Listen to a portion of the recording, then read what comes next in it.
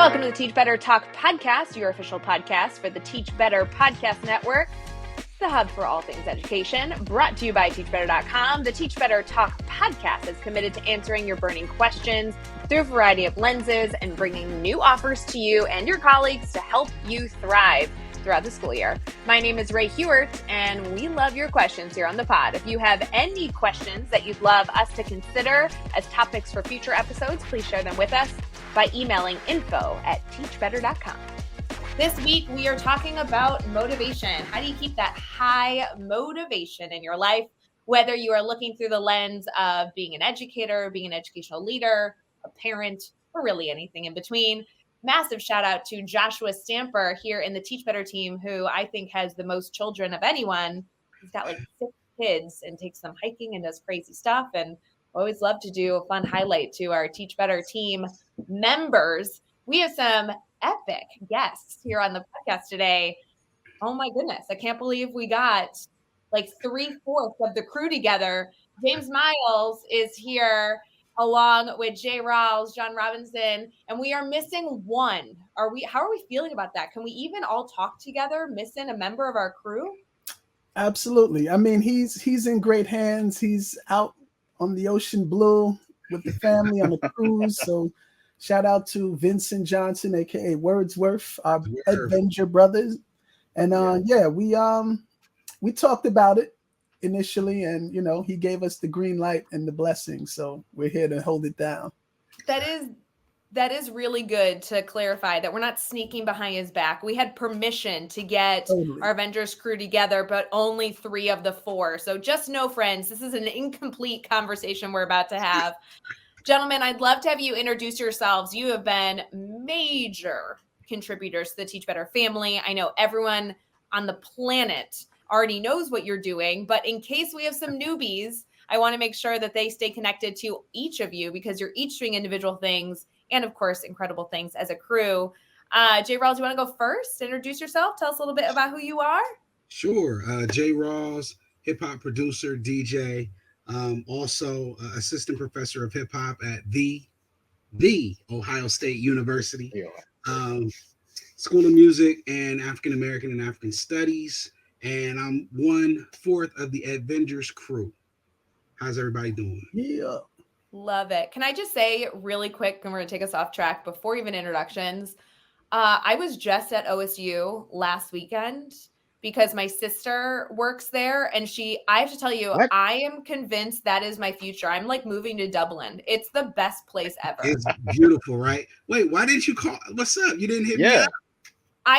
Mistakes were made. I will literally go back next weekend if you're available. It was the best. Easy drive from Chicago. I am a fan. I might move to Ohio. Come to Ohio. There's plenty to do here. Cost of living, definitely cheaper than where you live. Yeah. I feel like I'm going to work for the tourist organization that's like, go visit Columbus, Ohio. I'll be like president of that fan club. It'll be good. We'll take it. James, you want to go next? Who wants to share a little bit about who you are? No problem. Greetings, everyone. James Miles, he, him. I'm the fresh professor, also a professor, assistant professor at Seattle University, teaching the Performing Arts and Arts Leadership Program and the Sports Entertainment Management Program. So I teach MFA and MBA students. I'm also the Creative Economy Manager for the City of Seattle's Office of Economic Development. So my job is to put creatives into the economy, to think about the economy creatively. And then 1/4 of the member of the Avengers. So out here doing things as we do. Love it. So good. And last, but certainly not least, probably the all-time favorite. John, you want to introduce yourself? I actually want to take credit for, kind of initiating the assembling of the Avengers, Yeah. Very feel true. Like I'm the branch that brings it together just because I've known all sides in different capacities. I'm an author, educator.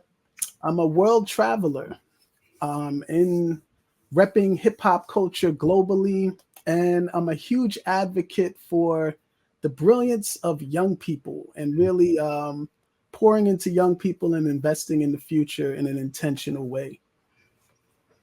I have to say, as much as I hope everyone here has already followed the work that you gentlemen have done, something I really want to highlight and then transition into is you guys have such variety of skills. You're working in education, but even just in your short descriptions of the work you do, you have chosen to do so much more and gain so much perspective by sitting on different boards, living in different areas, traveling around the world, having different titles. And that is a huge part of this podcast. We want to make sure that we start to see the solutions that exist everywhere around the world and bring them together and have deep reflections around how that can positively impact our education, our special field. Will you tell us a little bit about how the Avengers came about? They're here in the Avengers. If they don't know, where does this crew start from? Okay, well, you know what? I'll start. Take it away, John. Yeah. I met James Miles, the fresh professor, working together. I want to say that was 2014. So it's been a decade. About 10 years ago. It might have been before, but I know at least 2014 in New York City. Both of our hometowns initially. And we met there working really in the spirit of hip hop. We were bringing hip hop culture into various schools throughout New York City, middle school and high school focused mainly. And Fresh Professor happened to be someone who, I give credit to helping me learn how to think in the EDU space, helping me learn the value of hip hop in the academic space and just the transformations it could make, and to really be able to walk in these spaces with fervor and confidence that my hip hop self was valuable and it was a superpower. So long story short, James, who has frequented South by Southwest EDU probably for the last decade straight without missing a year outside of COVID.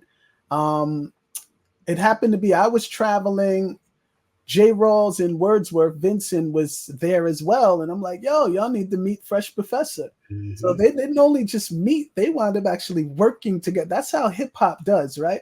They're meeting for the first time and did a session like that moment, So it wasn't this planned, we got to work it out months ahead of time. They hit the ground running, did a session. And I got a call from all sides saying, yo, this was a thing. I think this could be more. We should do this again, et cetera, et cetera. And I feel like, correct me if I'm wrong, fellas, but this assembling was pretty organic, Oh, yeah. That's the core of it. Very organic, man. Yeah, it was, as you said, man, it's hip hop, flowers being spread around. Like, as soon as we met each other, as soon as I met John, I was like, oh, yeah, that's the educator we need in classrooms around New York City. We need that kind of energy and that kind of critical thinking applied to young people and for young people to be heard, because oftentimes young people aren't heard in the classroom. And JR, as he said earlier, uses youth as a motivational tool. And they use, and it's a mutual agreement we have. Totally. And then with Rawls and Wordsworth, it was like, not to be corny, it was a meet cute, love at first sight. Like, oh, okay, boom, there we go. All right, we doing things, we're working together. And since then, it's been all love. We've been lucky. J. Rawls, are you going with this? Are you buying into this love story that they painted for you? When you met them, you were like, nah, not my vibe. I lived it. So I can tell you it firsthand that it really happened. I think really what it is it's a mutual appreciation of, like John said, the brilliance of young people and putting that first. The thing with all of us, we're all hip hop.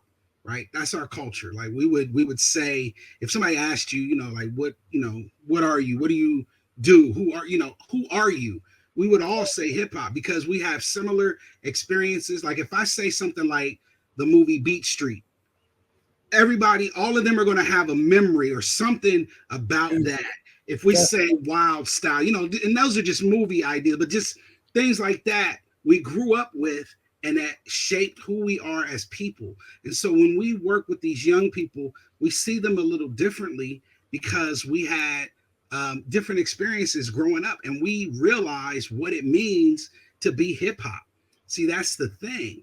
Like the people that raised us, all of us, right, growing up, they didn't have hip hop. Now the young people that we are raising, that we are teaching, that we grew up in hip hop just like them. It may not be the same hip hop. I think now we got a few more Lil and a few more Youngs, right?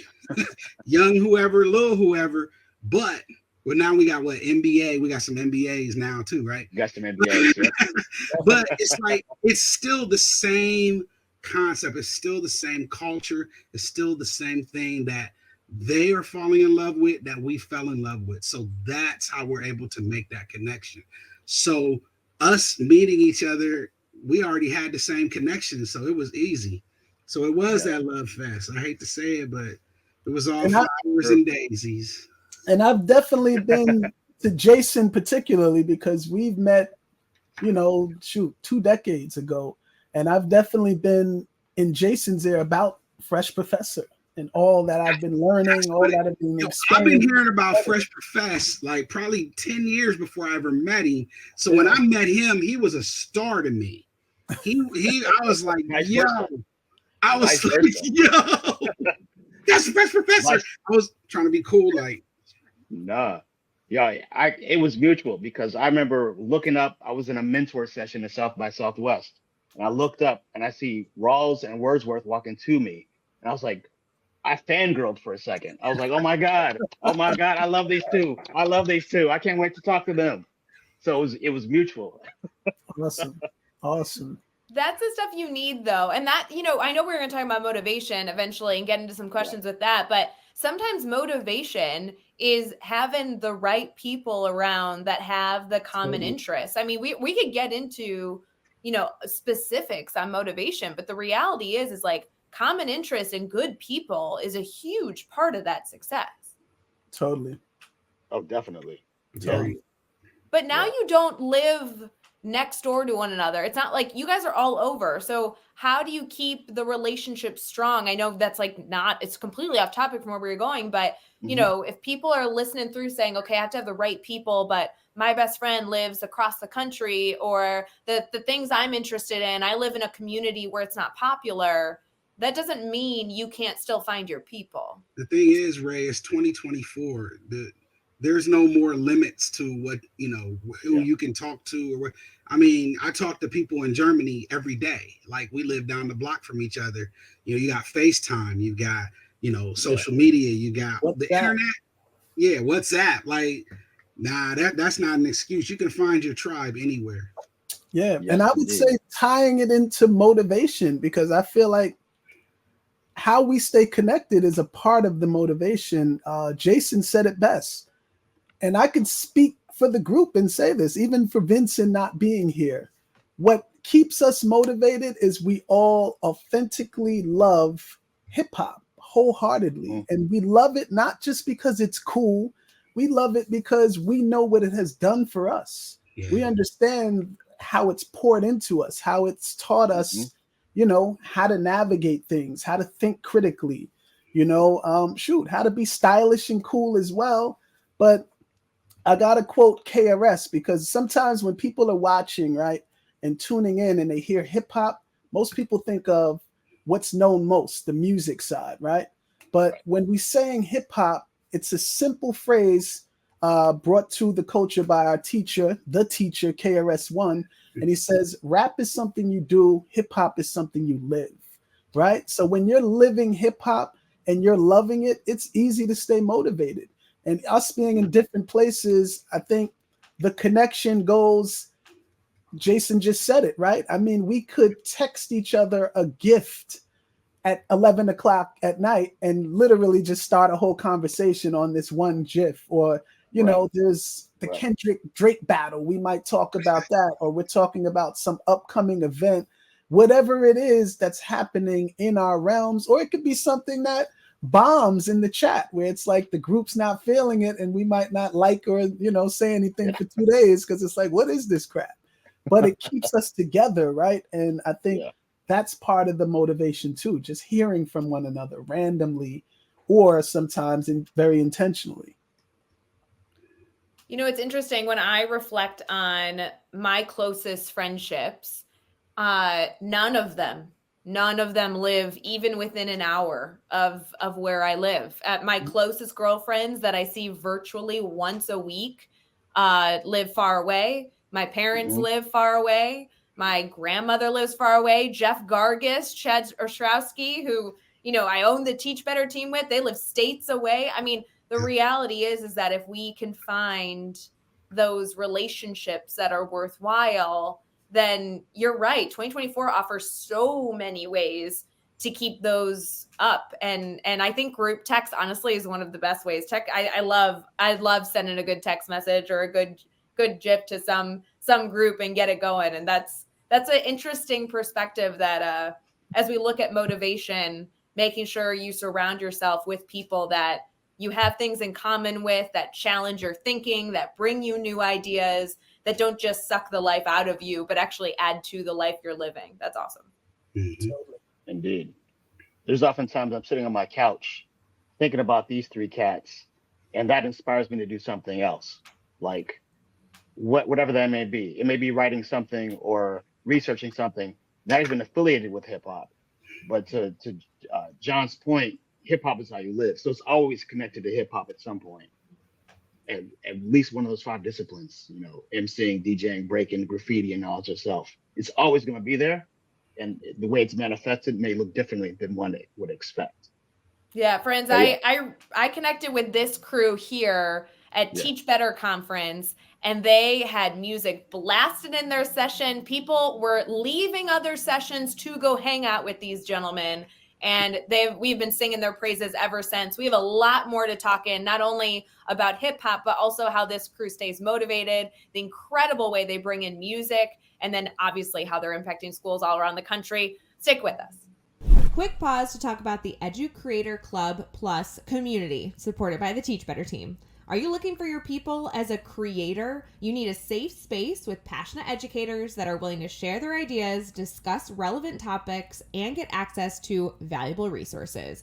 As a creator, whether you're trying to sell on Teachers Pay Teachers, start your own podcast, become a blogger, or hey, even foster a side hustle, you definitely want to be a part of this community with specialty monthly events, office hours, and a resource library. Head over to the Teach Better Team Edu Creator Club Plus community to learn more. We are continuing our conversation here, getting into a lot of different things, one of which, of course, is motivation, but how that is connected to music. Gentlemen, we want to hear about, we talked about hip hop, we're getting into this dialogue. A lot of people are going to think rap and music as the focus, and we want to tie this into any educator listening, whether you're in the classroom or in a leadership role or anything in between. There's a lot to be learned from this space. Why is music important to you guys? Oh, I neuroscientifically, when we listen to music, our heart beats at the same rhythm as the people that are listening to the same beat as us. So that's why people go to concerts. That's why they hear live music, to hear that same kind of literal rhythm. It's why Shakespeare wrote in the way he did with iambic pentameter. It's why Kendrick is the MC that he is. It's because of that rhythm. It's why Biggie is known as the dopest MC ever, because he rapped as if it was bebop. So you talk about music, one, it activates the cortical spinal excitability in our body that gets our brains moving, that connects our hands to our feet, to our heart, to our body, so that we're all vibing and living together and loving one another. There's never been a time when you play music and people don't immediately lift their mood, change their tempo, start interacting with each other, start vibing, literally vibing.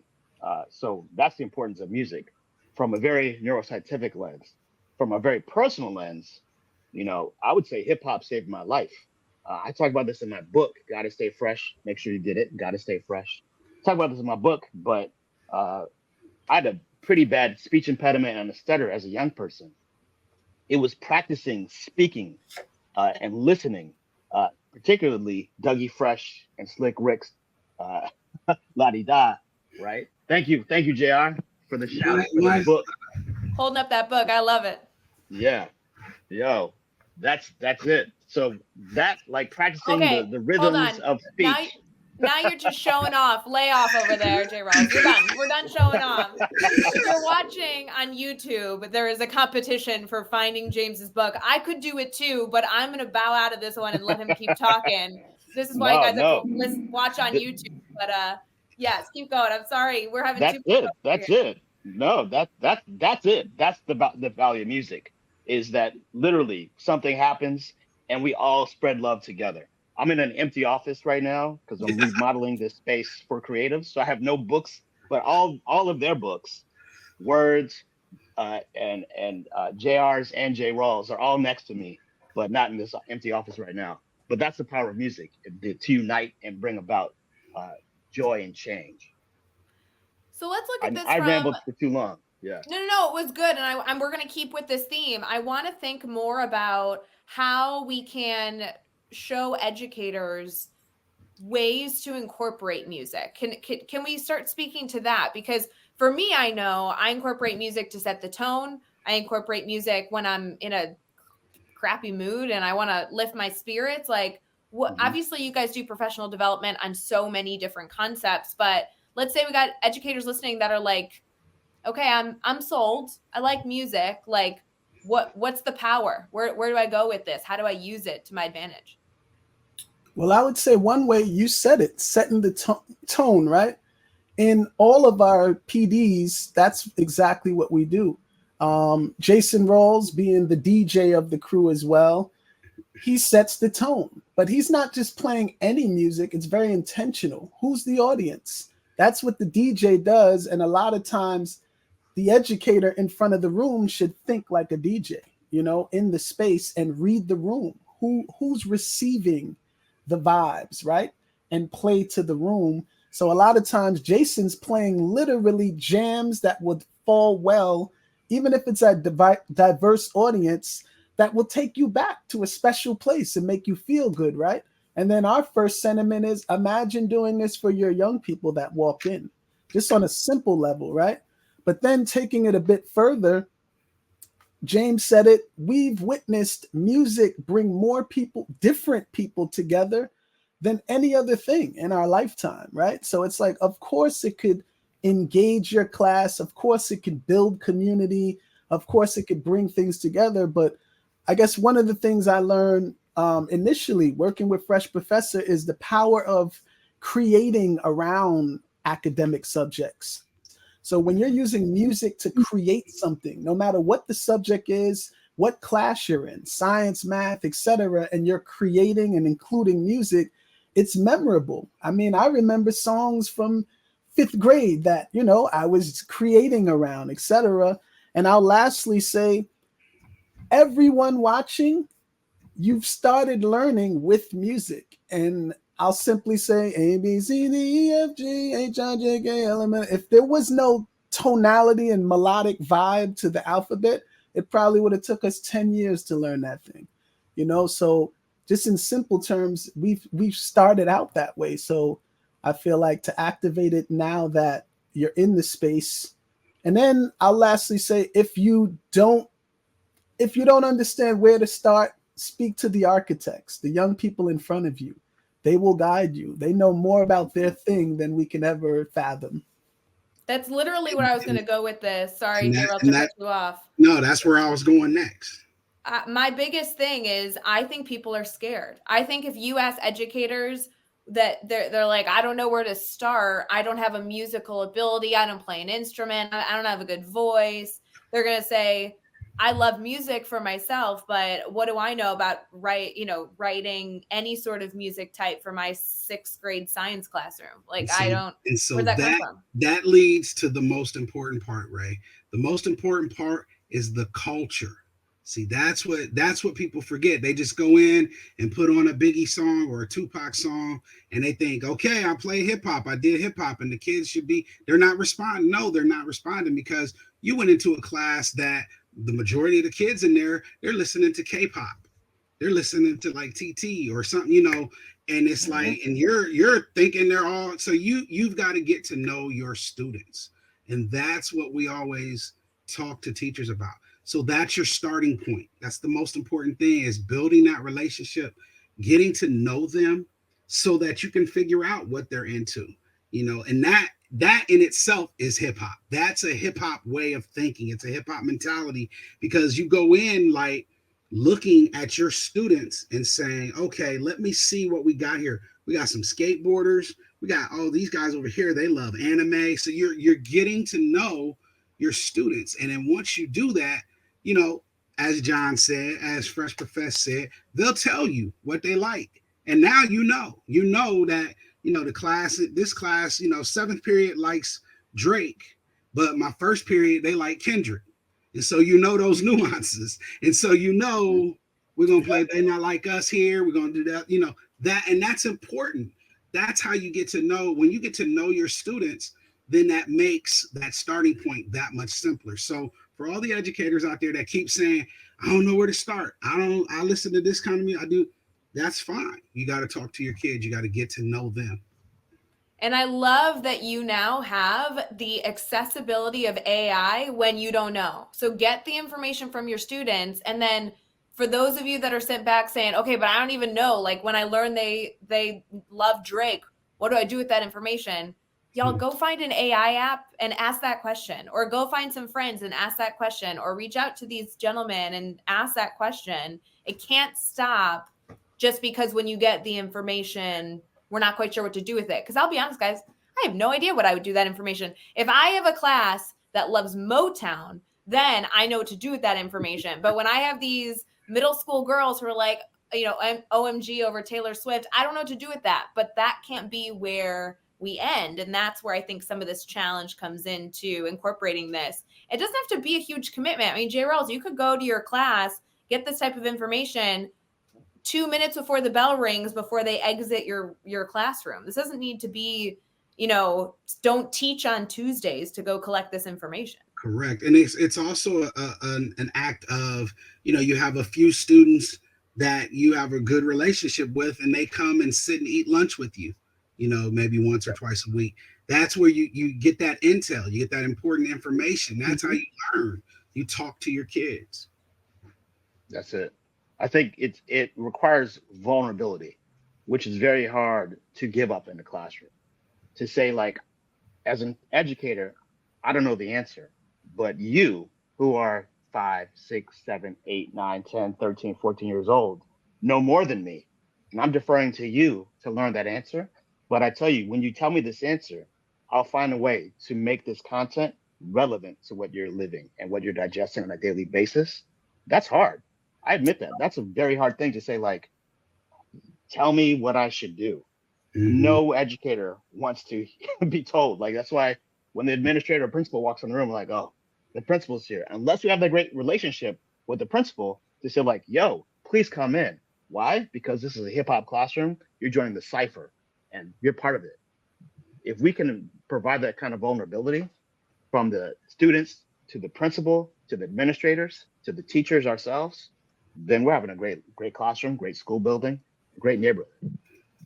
I have some key questions I want to get to here, but before we do, I would love for you guys to share any ideas you have top of mind, how we can be using music, whether you're a classroom teacher, a leader in the building, a superintendent. We already kind of spit out some ideas of setting the tone, using it to learn content. Those are great places to start. I also want to throw out, like, play it in the hallways when students walk into the school or when they're transitioning. Any other ways to throw in music that you want to just throw out so our community here can chew on this idea?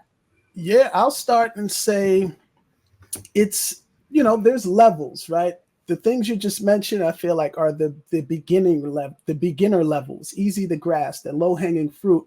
But then it gets to a point where you realize it's not enough just to rap and dance and sing in the classroom. And then you start to understand there's literal scholarship embedded in the culture of what we're speaking about. So now it becomes, this is not just about the Kendrick Lamar rap. This is about a whole unit on Kendrick Lamar, and literally pulling out the scholarship and then having a collaboration amongst other teachers. So Kendrick Lamar provides enough scholarship within what he does to collab with math, science, ELA, and more, history as well, right? And you could literally bring these classes together and come up with an entire unit to teach, but it's like, it's levels to it. So I feel like weigh on your strengths first and foremost. And then you mentioned something, Ray, like I'm not well versed in Taylor Swift, but because of thinking in a certain way in the space, if you told me 15 minutes before a class that was well versed in Taylor Swift, I would know what to do. And I think to answer your question, you would do with Drake the same thing you would do with Motown. It's just a different, it's different content, but you don't have to be an expert in the content because the young people there are already. So now the same way you would navigate with Motown, you navigate and put Drake in that space. And that's how you make it happen. But that's my take on just taking it up notches and using music, beyond just the ground surface level of it. Exactly. A simple thing you can do is, if we're on Taylor Swift, what literary elements is Taylor Swift using in her music, and how's that compared to J.D. Salinger or another author? What literary elements are people using? How is that similar? How's that different? Where's repetition utilized? How is it utilized? What words are emphasized? What words are not emphasized? Mathematics. How many beats are in each measure, right? If there's 16 measures, how many beats total, right? Just simple mathematics. Scientifically, what sounds are you hearing? What manufacture those sounds? Is it digital? Is it acoustic? Is it live? Is it recorded? You can do a whole lot of things just by listening to one song and tie it to pretty much any content area you want to explore, even the content itself, which is music, arts, culture. So good. We could have this conversation forever. I'm going to transition here to, I know a question a lot of our community thinks of when they see you gentlemen being so successful. I follow all of y'all on social media. We've gotten to meet in person. I hope we get to meet again in person, like as soon as this weekend. You guys are doing amazing, amazing things. But I have to know about the emotional element that maybe hinders some of us as we continue through motivation. Things like anxiety, things like imposter syndrome. I've seen you gentlemen rock on a stage. I've seen you present to educators. I see you all over your social media doing lots of different things. You've written books. I mean, there are a lot of educators that are going to say, yeah, I lose my motivation sometimes because I don't have the confidence, or I'm too scared to try something, or what do I know? I like total imposter syndrome. I mean, do you ever experience that? Like what's a way to overcome that type of concept that would hold you back? Yeah. Go ahead, John. No, I was going to say for us, I will admit, for us, it is easier for us because we have a strong foundation in being performers, right? On different levels, theater, film, stage performing, classroom, etc. Right? And it does give you the upper hand because you understand that every show you're going to have some butterflies. It exists, but the moment you set it off, it kind of goes away, right? But I think to your point, it's really about weighing and moving on your strengths. You don't have to be a performer to do these things. And there's something that you have in your arsenal that young people care about, that young people would gravitate to, and find that thing and move and navigate with that thing, because ultimately whatever, and that's the thing. James said vulnerability. A lot of educators are taught not to be vulnerable. A lot of educators are taught not to bring outside things into the classroom. And I just feel like we're in a different space. We're in a different world, pun intended, right? Where you have to do some of that. You really do. You have to bring some of your outside self and show it to your students, and whatever safe space that, exists in, create it and find it. But that's my take on it. Like, weigh in on your strengths and move in that way. And realize that, it's natural to be nervous about anything. So, that's normal. And the thing is, here's what you got to understand. Those 30 faces sitting there staring at you, they're nervous. They don't quite know, they're still trying to figure it out, right? So just realize, as an educator, you don't have all the answers, and it's okay. And it's okay to mess up, right?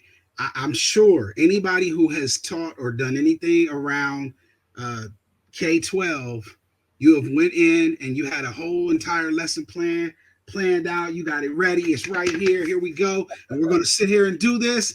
And bloop, it bombs. I had it bomb on me so many times. You got to think on the fly.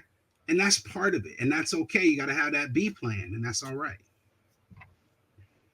There's some science that says having imposter syndrome to a certain level is a good thing. It means that you are critiquing what you're putting out. So you're not just saying like, I'm awesome, everything I do is great. You're saying, is this really that good? But once you start doing that, you're going to try to make it better. You don't want to have too much imposter syndrome, right? You don't want to just like give up, but to say like, I'm not the right person to do that, or am I?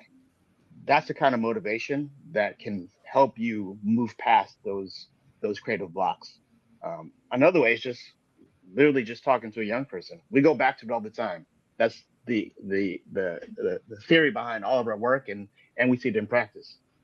If we don't know, if we're lost, if we're like, man, this ain't right, we talk to the students. Yo, what's happening? What are we missing? How can I improve the work?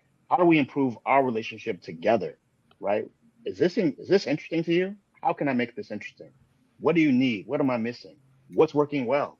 All these questions, right? They're very based in John Dewey. They're very based in Socratic method. Just asking those questions over and over again, and that will give you the answers to moving forward. As Chance the Rapper says, every L or loss turns into a lesson.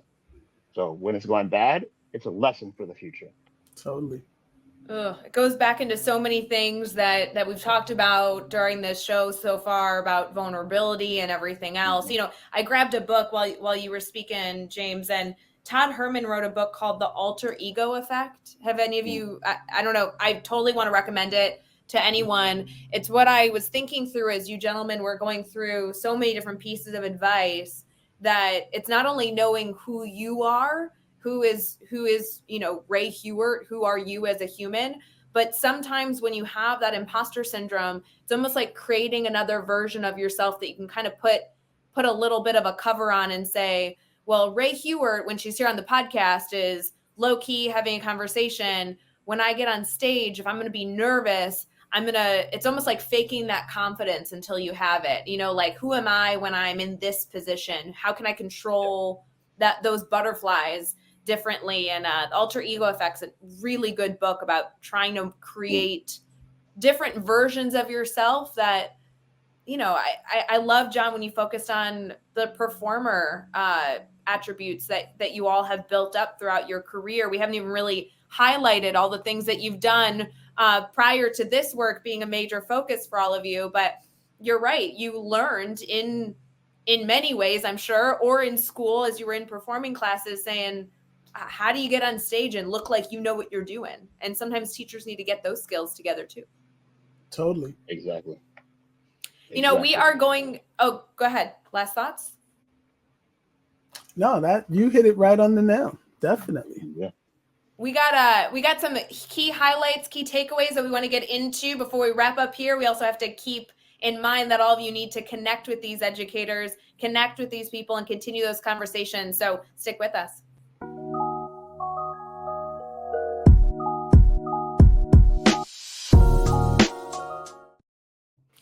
Hey guys, we're wrapping up here on Teach Better Talk. I want to make sure you connect with these gentlemen. And also I want to highlight some key takeaways from this episode that you should keep in mind, especially as the experts here with us. These are the guys to ask and stay connected to. As we go through, gentlemen, I'd love for you to highlight one key takeaway, something you hope, if they heard nothing else from this episode, something they walk away with, and also how they stay connected to you. Jay Rawls, I'm going to start with you. Cool. I would definitely say one key takeaway I want everybody to think about is this idea of the culture, right?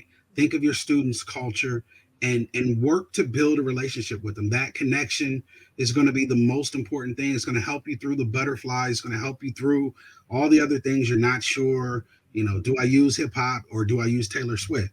Right? You got to read your class. Like, what are they on? And that's going to be important. So you got to use culture and understand the importance of culture. So don't just look at it as, when you talk about hip hop, the mistake people make is just looking at the music. I'm just playing a Tupac song or I'm just playing a Drake song. That's not it. You got to get into the culture of it. And I think that'll help more often. I guess I should have been smart like you, Ray, or James, and put my but it's at JRaws82 on Instagram, Jason Rawls on Facebook if you want to reach me. Love it. Yeah, I'll go and say, I don't know if this is directly from the conversation so far, but it's just something that I walk with regularly. And it's especially when you're doing something like taking something innovative and bringing it into your teaching practice, right? Think less of it as integrating it in and think more of it as reimagining what can happen with it, because I feel like integration is like the short of it. It's not, the strength. It's the bare bones. It's the grassroots. But when you're reimagining, like for instance, if, we're all using hip hop, but we're not just using hip hop, we're reimagining how hip hop and education's relationships come together in unity, and this is something that comes from understanding that hip hop is just not cool in urban spaces. It's global, literally, and it has expanded across multiple industries. There's not enough time left to talk about how many and all of them, right? But just reimagine what these things can do. And then I'll go back to weigh on your strengths, because it doesn't have to be hip hop. Reimagine how you show up. And if you feel like your students are hip hop or based in youth culture that you would love to activate in your learning space, center it, allow it, be the adult that centers and allow, and step out the way and let them show you, let them tell you, and have that vulnerability in place. So good. Yeah. How can they stay connected to you, John? Oh, sorry. At John Robinson Music and johnrobinsonmusic.com. So good. And finally, Mr. Miles. Yes, I would echo everything these brothers said, and just remind people to listen to the young people in their classrooms, in their lives. They are the experts. They're not empty vessels that need to be filled. They have lived experiences that are galore, and we should take that into our minds when we work with them. If we talk about hip hop specifically, there's 5 elements: emceeing, graffiti, breaking, DJing, and knowledge of self. Emceeing, how do you use your voice as an educator? How young people using their voice. DJing, how are you mixing 2 unlike things together to bring in something new? Graffiti, how are you visually expressing yourselves, and how are young people expressing themselves in your classroom? Breaking, how are you breaking from the norm? And then also how are you using your body, much like a break dancers do, to showcase your appreciation or understanding of content and how you're presenting it and how you're taking it in. And the knowledge of self, right? That acceptance, that vulnerability of who you are as a person. Who are the young people? How are they showing up in your classroom? All that is hip hop, and all that is great teaching. So that's all we ask anyone to do. You can find me Fresh Professor. That's why we call him Fresh Professor. Yeah, that is Fresh Professor right there. Yeah. Yo, that guy, man. Woo. No. I said it for you. That's why we call him Fresh Professor. Yeah. You guys can follow James Miles over at fresh_professor. Is that right? That's correct. And freshprofessor.com. Perfect. Friends, if you have any issues connecting with anyone here on the show, but especially these gentlemen, you just reach out. You have made it to the end. If you've made it this far, you clearly like the podcast. So head over and go like, subscribe, review. It helps us connect with other amazing people and also get incredible experts like this on our show. Thanks so much for tuning in, gentlemen. Thanks so much for sharing your insight. We appreciate you. Thank you. Thank you. And salute to Wordsworth. Enjoy. Oh, yes. Enjoy that cruise.